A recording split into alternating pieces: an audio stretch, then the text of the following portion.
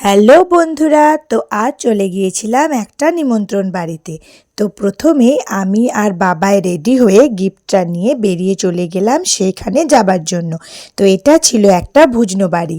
তো প্রথমে যে বাবাই ওই বাচ্চাটার মায়ের হাতে গিফটটা দিয়ে দিল, তারপর চলে গেলাম বাচ্চাটাকে দেখতে। তো এই বাচ্চাটির হচ্ছে আজকে অন্নপ্রাশন, এর অন্নপ্রাশনেই আমরা এসেছি।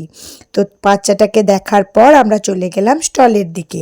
তো এখানে ছিল আম পান্নার শরবত আর জলজিরার শরবত।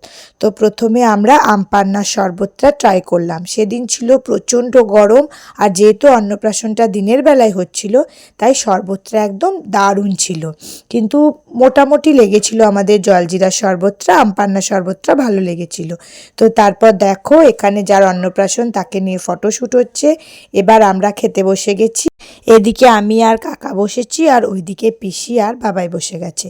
তো প্রথমে তোমাদেরকে মেনু কার্ডটা দেখিয়ে দিই। এখানে যা যা মেনু কার্ডে আছে তোমরা সব দেখে নাও।